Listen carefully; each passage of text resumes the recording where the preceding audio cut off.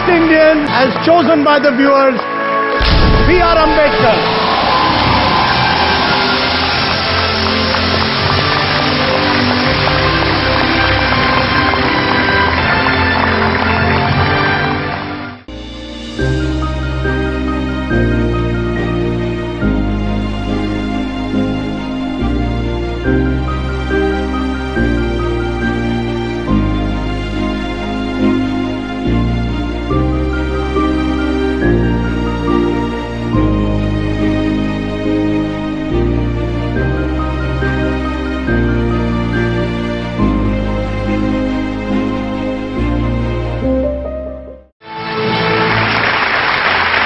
Ladies and gentlemen, Baba Sahib Dr. Bhimrao Ambedkar, chosen the greatest Indian. Shabana Azmi, you first, since you were part of the greatest Indian jury. I think that it's very important that we revisit him at this time as the greatest Indian, because what he gave our people is justice and equality.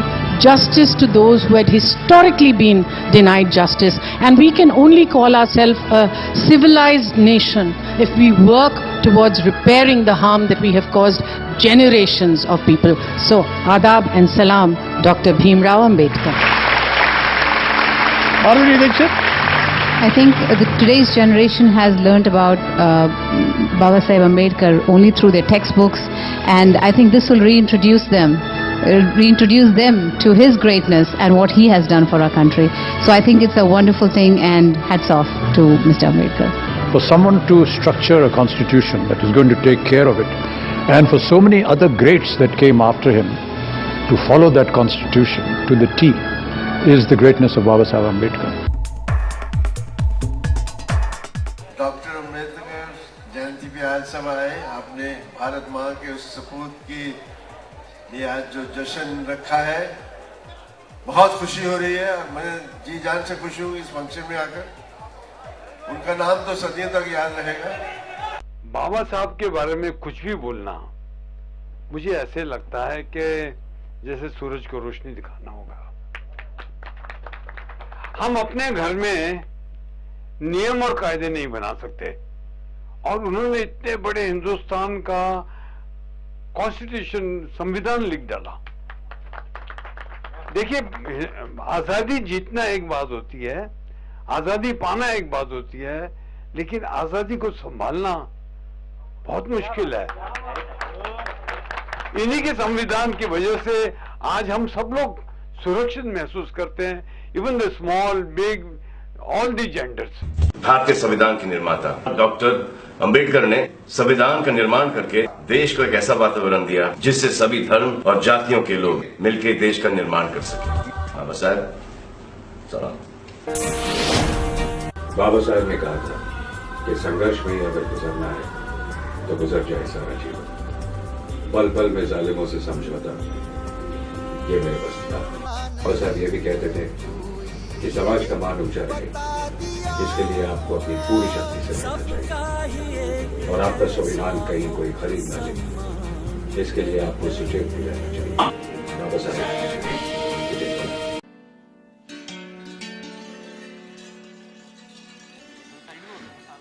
मैं नहीं समझता कि दुनिया में और कोई इतना महान व्यक्ति पैदा हुआ है आज तक।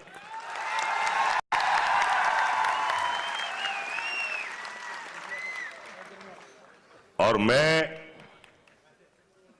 उनको सिर्फ व्यक्ति ही नहीं कहूंगा, मैं उनको महात्मा कहूंगा। उनका दर्जा जो है वो महात्मा का है। हमारा जो संविधान, हमारा जो कॉन्स्टिट्यूशन है, वो इसके जनक हैं। इतना अच्छा संविधान दुनिया के किसी और देश का नहीं है। जब इस देश में भेदभाव था, जातियों के बीच, समुदायों के बीच, किसी को ऊंचा और किसी को नीचा समझा जाता था, किसी के हाथ से पानी नहीं लिया जाता था, किसी को अपने पास नहीं बिठाया जाता था, उन्होंने देश के हर वासी को बराबरी का दर्जा दिया, अपने पैरों पे खड़ा होना सिखाया। इतना बड़ा उपकार है उनका हमारे हर देशवासी पर। कि अगर हम 100 जन्म भी लें तो 100 जन्मों में भी हम उनका वो उपकार चुका नहीं सकते। सिर्फ विडंबना की बात यह है कि आज भी मुल्क के कई हिस्सों में कुछ समुदायों को, कुछ जातियों को आज भी बराबर नहीं समझा जाता। उनकी मूर्ति पे हार चढ़ाने वालों की कमी नहीं होती, लेकिन अफसोस यह है कि जो हार चढ़ाते हैं वही उनके लिखे हुए संविधान के विपरीत जाते हैं।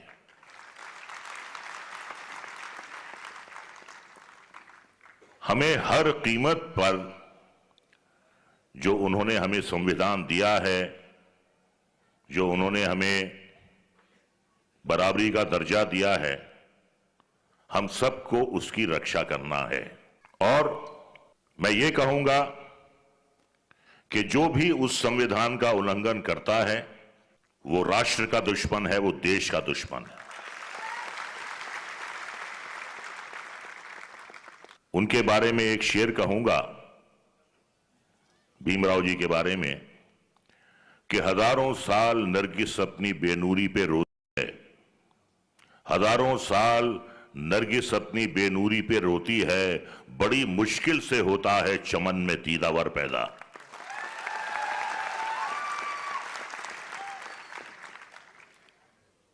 उन्होंने अपने जीवन में जितनी कठिनाइयां सही, जितनी मुश्किलें उठाई, एक कहावत है कि रंग लाती है हिना पत्थर पे पिस जाने के बाद, जितना वो पिसे उतना ही उनमें रंग आया,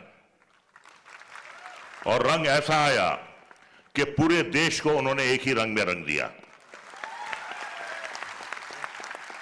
मैं उनको नमन करता हूं, उनको सलाम, उनके आगे मैं अपना सर झुकाता हूं।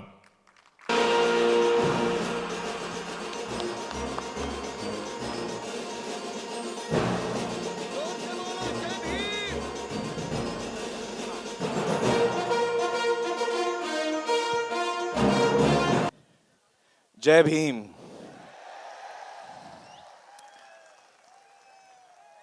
दोस्तों, आज मुझे यहाँ आकर बड़ी खुशी महसूस हो रही है और मैं अंबेडकर विचार समिति का शुक्रिया अदा करना चाहता हूँ कि उन्होंने मुझे न्योता दिया और इतना सम्मान मुझे दिया। दोस्तों, आपके साथ मैं कुछ विचार शेयर करना चाहता हूँ जो मेरे मन में हैं बाबा साहेब के बारे में।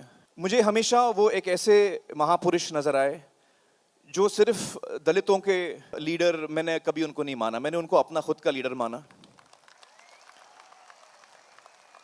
वो न सिर्फ हमारे देश के लीडर हैं लेकिन पूरे विश्व के लीडर हैं, क्योंकि वो हमको इंसानियत सिखाते हैं, जो सबसे बड़ी चीज है इंसानियत। उनकी जो सीख है समानता की। मुझे लगता है कि हर इंसान, जो चाहे वो दलित ना भी हो, पीड़ित हो, शोषित हो, तकलीफ में हो, अंडर प्रिविलेज्ड हो, उन सब के लिए वो बहुत ही एक प्रेरणा थे। उन्होंने एक उम्मीद की किरण थे और उन सब को उन्होंने रास्ता दिखाया। और हर इंसान को जो इंसानियत में यकीन रखता है, जो इंसानियत को अपना धर्म मानता है, वो सारे लोग मुझे लगता है कि बाबा साहेब के फॉलोअर्स हैं। मुझे खुद बहुत उनसे प्रेरणा मिली है। दो चीजें मुझे बहुत खास लगती हैं बाबा साहेब के बारे में। एक ये कि जब भी मैं कभी दिक्कत में होता हूं, कभी मुश्किल में होता हूं, कभी मैं किसी चीज के लिए आवाज उठाता हूं जो मुझे सही लगती है, या और भी कोई बात जहां मुझे हिम्मत दिखाने की जरूरत पड़ती है, जहां मुझे उस सिचुएशन में कभी डर लगता है, मैं हिम्मत हारने लगता हूं, तब मैं बाबा साहब के बारे में सोचता हूं। क्योंकि वो एक इंसान थे जिन्होंने कभी हिम्मत नहीं हारी।